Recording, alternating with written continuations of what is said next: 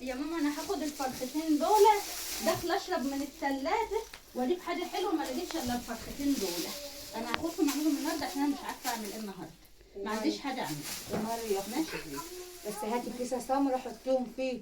ماشي عشان ما يشوفوهمش. راح انا مرات اخوك تصحى. اي ماشي خلاص. ماشي. كيسه سمرة حطيهم فيه نطلع دي.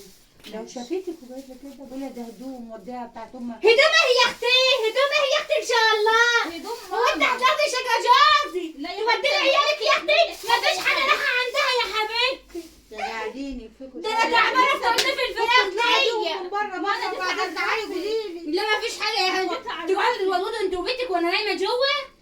ما انا ما اعرفش الفراخ دي يا اختي مش رايحه لبناتك، مش تاخدي شقه جوزي تروحي توديه لبناتك. بناتي دول يا حبيبتي لهم في البيت هنا من قبل انت ما تيجي اصلا. يا اختي يا اختي خش خش يا اختي.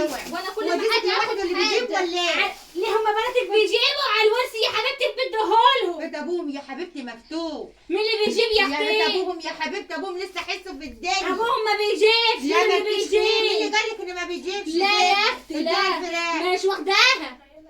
طب ما اديها فيش، لا الفراخ. ما فيش فراخ واخداها. على العموم لما جوزك يجي ليا كلام تاني معاه. بيقولوا لي يا اختي عشان 10 الكلام ده كلمات. ده انت تستقصد تديني حته لحم، بتروح تدي بنتك فرختين.